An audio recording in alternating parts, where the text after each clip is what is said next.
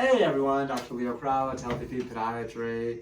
I've got another great ingrown nail because it's really thick, really big, and I haven't done a video in a while. I've been at a conference, a very interesting conference, learning about feet because we don't know enough about feet, so we had to learn more stuff. Even though I've done it 23 years at these conferences, same lectures, same place, every year. It's like Groundhog's Day. I don't know if you guys saw the movie Groundhog's Day.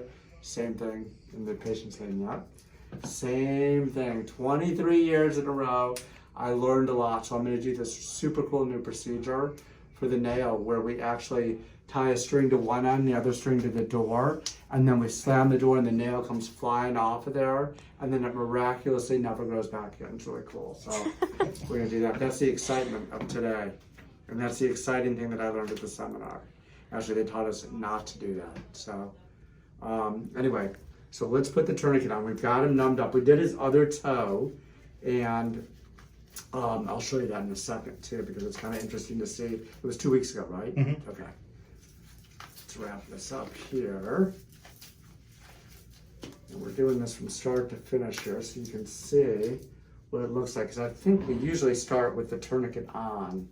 So what that does, that exsanguinates the toe. That gets the blood out of the toe, and pushes it away from the nail itself so it doesn't bleed as much, because we're going to do the entire toenail. Take a look at the nail, Jelaine, if you can get really close. This is what's cool. If you can see all the fungus under the nail. Did you damage this nail at one point? This one, yeah. What was the injury to it?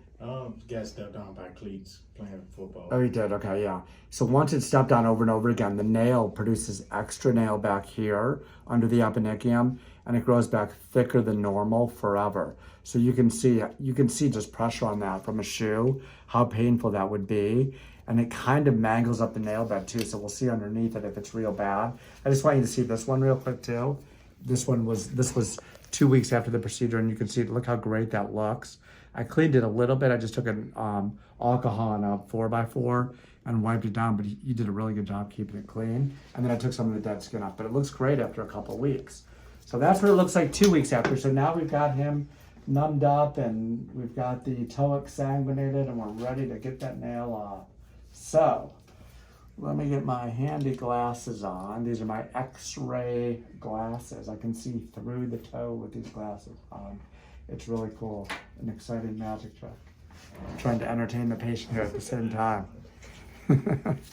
So let's see here. So we're gonna go ahead and push this back. Now, one thing with him is he could feel the anesthesia the last time, and he reminded me. So I actually put in quite a bit. I think I put like about 8 cc's of 1% lidocaine with epi in there. Do you feel that at all up there?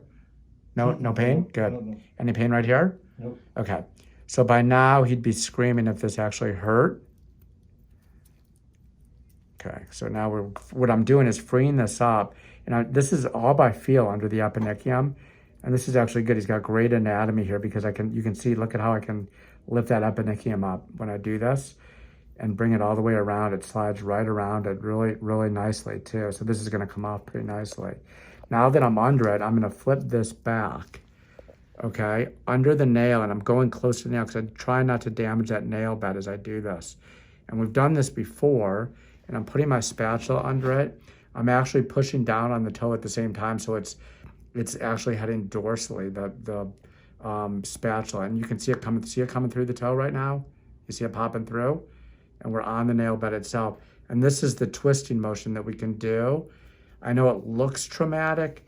It is slightly traumatic, but what I'm actually doing is I'm parallel to the nail bed. So by doing this, and you can see that flat end of the spatula, see that, Jillian? Get close to it. See how it's flat? This is flat against the nail bed, and I just went almost 360 degrees.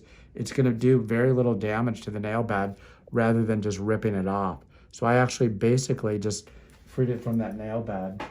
And now I can take my curved hemostat. You okay up there? Mm-hmm. Okay, good. Take my curved hemostat from distally, because right this side over here looks like it didn't want to free up as much. So this side I'm gonna have to free up by flipping it around. And look at that. Look at how deep that is in there. That's truly amazing. But it's gonna peel off just like, an orange peel, I guess. You see what I did there? Look at the underside of that. Amazing how thick it is. This is the damage that he had from the trauma itself. Okay. Oh, we forgot to tie the string to it. Okay, we'll have to do that for the next patient. Sorry, you don't get to do the new treatment for ingrown nails. We'll do it for the next one, so. Okay, so that's it. That's the whole thing. And look at the nail bed. Look how clean that is. It looks nice and clean. I'm gonna get my tissue nipper here, and we're gonna take the dead skin off of it.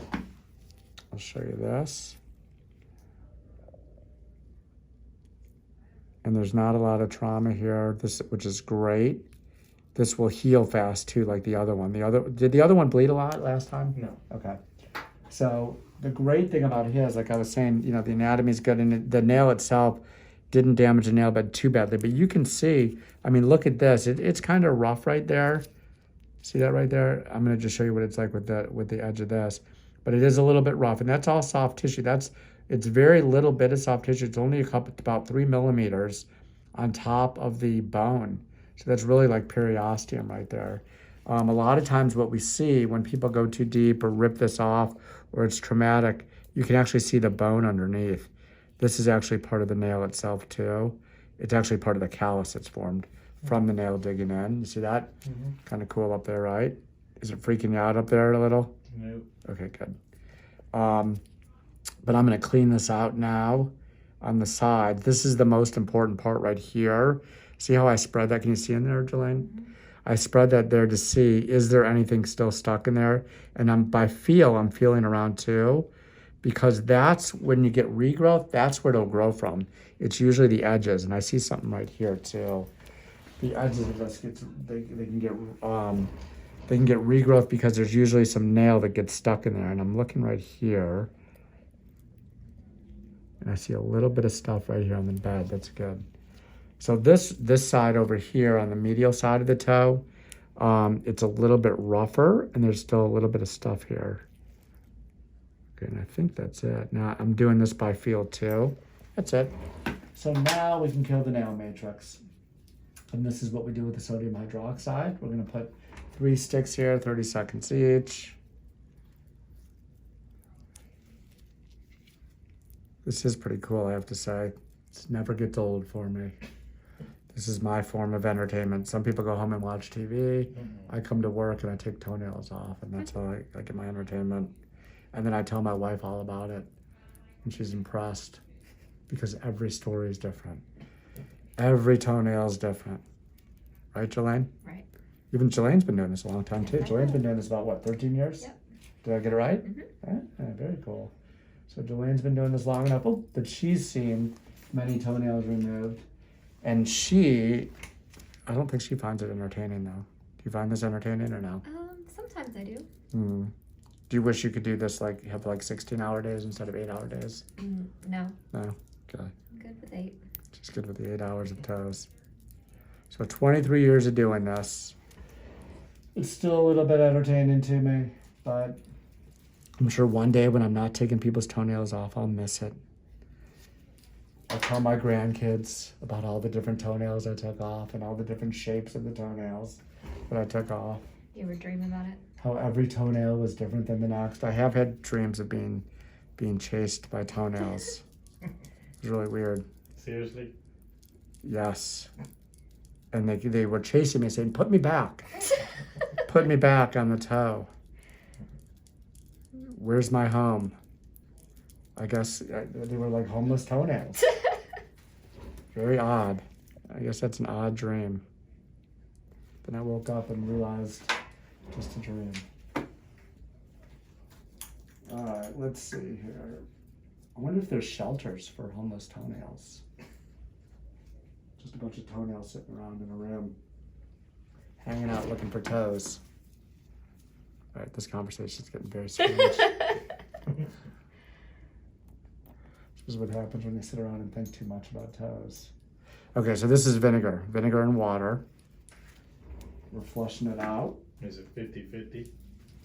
You know what? How much vinegar? What is the mix that you guys do for the vinegar and water? I'm not even sure. Do you know? We do have a mixture, but Do you know what the mix is or no? anyways, but it's white vinegar and water. Yeah, so don't know. Anyway, let's get this on. This is the good part. A little bit of toothpaste. No, it's actually this is Silvadene cream, which is triple antibiotic cream. Good stuff. And you know what? Look at this. It's not bleeding a lot. So there's epinephrine in the injection. So you can see even with the tourniquet off, it's not bleeding a lot, but it will heal great, just like the other one did. Usually these can be a bloody mess when you don't use epinephrine. And the reason they are is because normally local anesthetic, like 1% lidocaine plain, it's a vasodilator. That means it actually opens the blood vessels and more blood rushes to the toe. So when that happens, it causes almost like a throbbing effect, and you get blood rushing down there, and then it bleeds like crazy when you take the tourniquet off, and then people will leave a trail, and you can kind of see, oh look, so-and-so must have been at the podiatrist because there's a whole trail that goes to the front door of their office of blood because they use 1% lidocaine without epinephrine. But people are scared to use epinephrine too because they say that it can cut the circulation off. I've done this for long enough that I have not had an issue. I would not use it on anyone with vascular issues, but I probably would not take their nail off permanently if they had any blood flow issues. So anyway, we have the dressing on. He's all set. Looks good, right? Got 2 thumbs up there. We're good. So if you like what you see, subscribe to the channel. Scroll down. There's lots of awesome videos, lots of good stuff. If you're watching that new show, by the way, on TLC, it's a great show. There's really cool stuff there. We have a lot of the same procedures that you can see really close up, because I know they can't be really graphic on the cable channels, but you can see some of the same type of procedures if you scroll through our YouTube channel, or you can see short clips on Instagram at Healthy Feet Podiatry. So we will see you for the next video, and thanks always for watching.